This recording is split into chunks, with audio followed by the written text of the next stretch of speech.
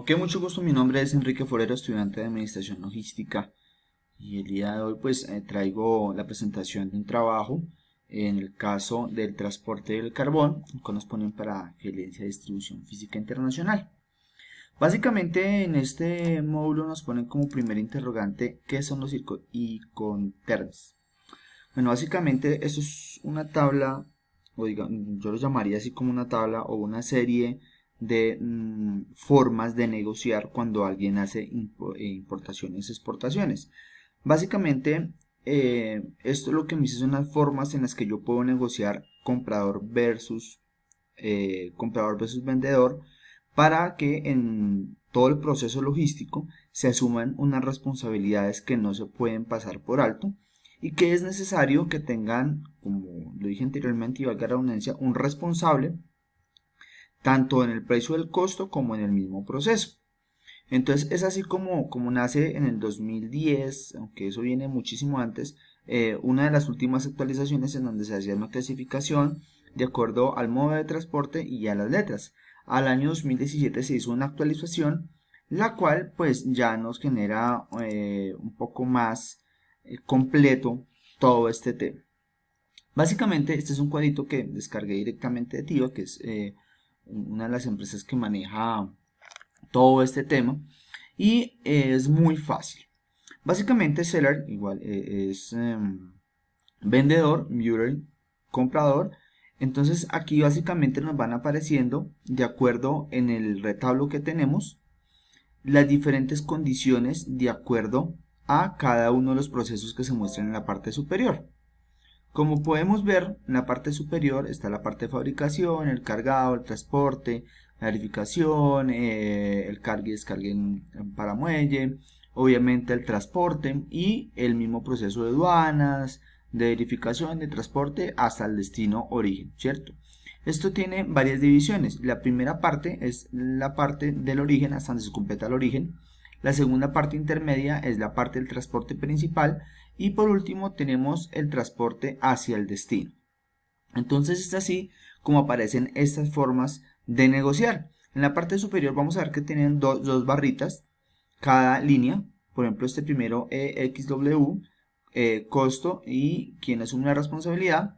Y aquí nos va diciendo quién. Entonces en este primer caso, si fuera la negociación, el vendedor está asumiendo las dos responsabilidades. Pero en este caso, por ejemplo, es donde básicamente el vendedor no asume ninguna responsabilidad, sino toda la asume el comprador. Porque una vez sale de la fábrica, todo el proceso logístico va a cargo del comprador. Hay unas en donde, digamos, como este CPT, en donde van compartidas. ¿Sí? De acuerdo a la negociación de carga, descarga en puerto, así van compartidas, de acuerdo a quién asume de pronto el costo, pero quién asume la responsabilidad. Hay unas últimas acá que tienen tres lineecitas, que es costo, responsabilidad y seguro. ¿Quién asume ese seguro? Porque en muchos países y en muchas formas de la logística hay que asumir un seguro de la carga. También nos indica por la naturaleza de la carga. No es lo mismo transportar arena que transportar materia prima, que transportar electrodomésticos. Y obviamente también de acuerdo a el tema de la forma de transporte. Porque eso también hay un estudio en donde nos indica a nosotros los diferentes niveles de riesgo de cada uno de los transportes y asimismo las aseguradoras, dependiendo de lo que suceda, nos puede garantizar la carga pues para que pueda llegar a su destino o en dado caso de acuerdo a la declaración, que bueno, eso viene ya más a profundidad, hay muchos casos, de acuerdo a lo que estemos transportando, lo aseguran a lo que nosotros declaremos en ese seguro y asimismo nos van a responder. El tema marítimo, que es el más frecuente, tiene unos Incoterms bastante fijos, digámoslo así, o sea, específicos para el tema marítimo. Y eso es importantísimo tener.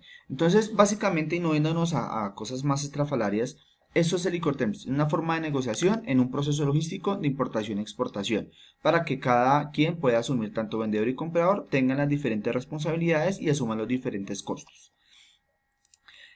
Me fui a verificar en nuestro país, porque eso también tiene que regulado de acuerdo a los países y de acuerdo a los tratados que se tengan en los diferentes países, de acuerdo a los diferentes elementos que se estén transportando.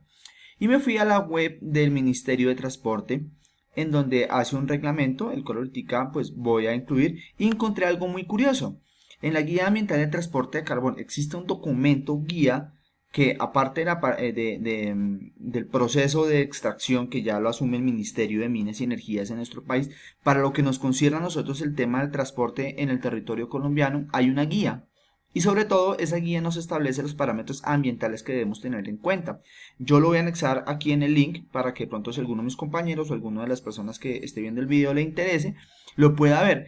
Hago la salvedad porque intenté irme directamente a la página del Ministerio de Energía, Minas y Energías, y el documento dice que está prohibido y que lo siente, pero no tengo el permiso para acceder. No sé qué pueda pasar ahí, tal vez lo estén actualizando, otras veces la página tiene problema, pero me conseguí una versión en la web y la voy a anexar, eso sí, bajo la salvedad de lo que esté ahí, pero es fielmente extraída de la original.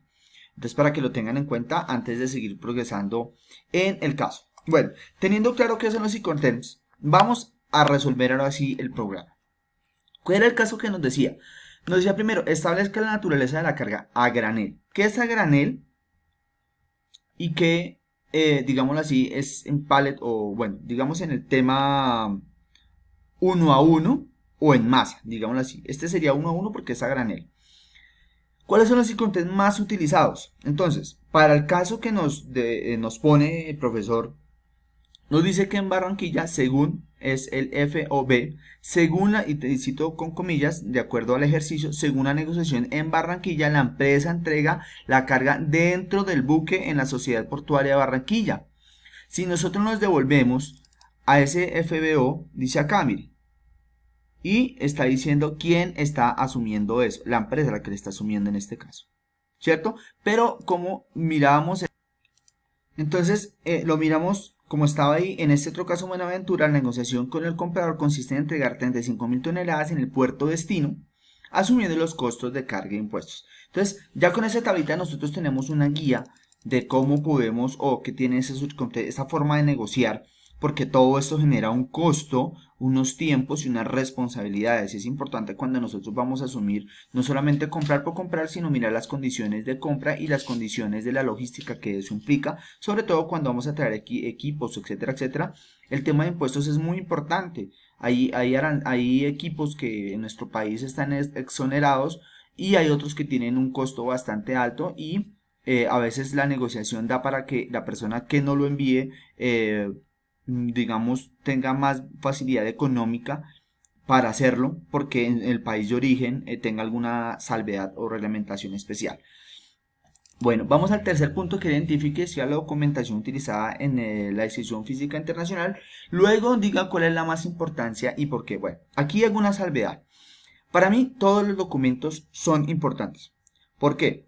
Porque, y eso sin empezar a mirarlos, porque si falta uno solo, nos vamos a meter en un problema y sobre todo porque hay entes regulatorios que son muy estrictos y que esto asume el costo en multas cuando no se cuenta con un documento o no se tiene un documento establecido.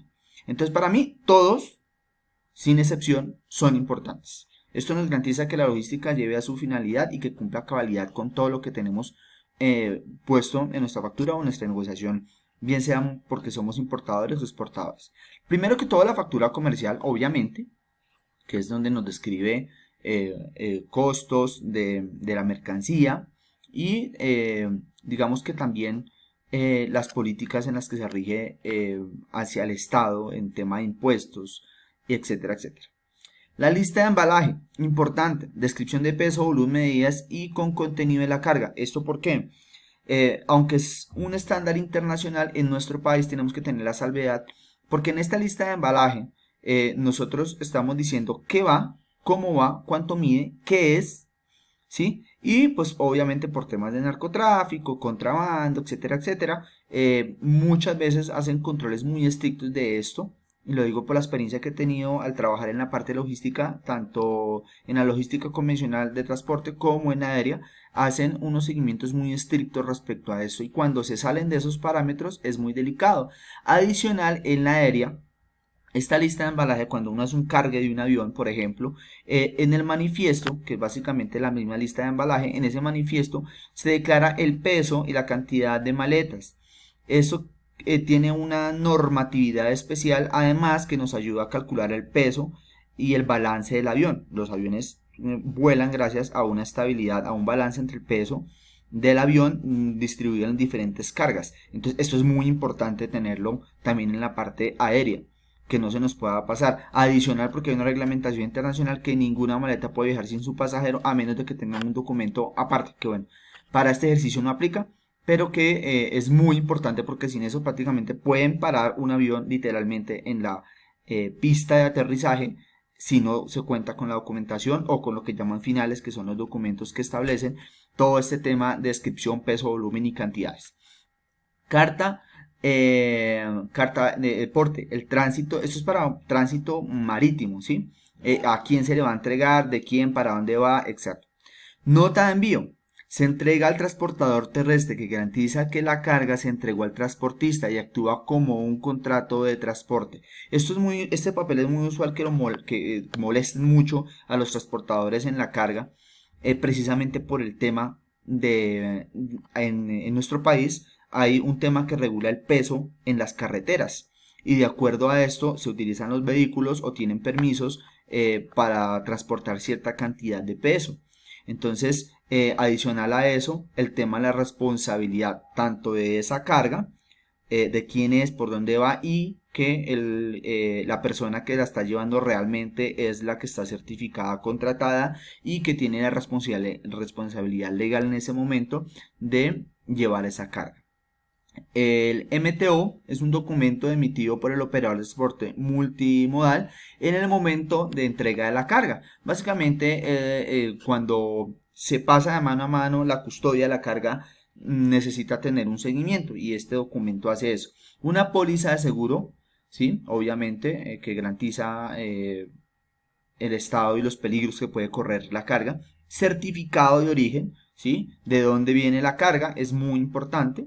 La licencia de exportación, origen y destino, así como todos los forma y modos de transporte. Es decir, si yo voy a enviar el carbón en este caso, y voy a enviar tractomulas a muelle y de muelle lo pueden pasar a una especie de rieles para hacer el cargue directamente al barco. Todo eso tiene que estar descrito, en qué forma lo voy a transportar, ¿sí? Para que esa licencia de exportación esté cumpliendo todos los parámetros y no se me vaya de lo que legalmente me exige la ley. Bueno, tipos de contenedores. Hay contenedores de superficie, contenedores de carga general, abrir los contenedores superiores o abrir de techo. O sea, básicamente estos que estoy describiendo acá son las diferentes formas de esos contenedores. Hay unos que se abren en la parte superior, otros que son refrigerados, otros que son de uso múltiple. Y ojo con este de uso múltiple, porque hay mercancías que no se pueden mezclar. Y aquí viene otra cosa que yo lo dejé por aquí arribita en el caso antes de que dice Mintransporte de Bogotá monta reglamento, que también me especifica, perdón, el tema de la mercancía peligrosa. Esto aplica para todo y es muy estricto en el tema aéreo. Tiene una reglamentación específica en la parte aérea. Entonces hay que tenerle mucho cuidado. De hecho, todas las personas del aeropuerto que tengan contacto con un avión tienen que tener ese curso de mercancías peligrosas. Porque una cosa tan inofensiva como el hielo o como un spray puede causar estragos en un avión, así como las baterías de litio. Entonces igual aquí son formas, contenedores refrigerados, recipientes para líquidos o gases, de apertura lateral o contenedores con plataforma, contenedores para uso aéreo que son VLDs o a granel, etc. Aquí hay varias formas, hay como 3 o 4 en la parte aérea. Por último, las medidas, tipos de pallets. Estos pallets son los que van dentro de los contenedores, ¿no? Entonces tenemos las diferentes medidas, lo que llamamos estivas en el medio, y cada una tiene su forma. De acuerdo, esto aquí está muy general, y ya se me va a acabar el tiempo, es por el tema de la negociación y cuánto me va a costar y cuánto volumen me va a generar en los diferentes transportes. Bueno, les agradezco mucho. Mi nombre es Enrique Forero, estudiante de la Universidad Manuel Beltrán, y ahí les dejo los links por si tienen alguna duda.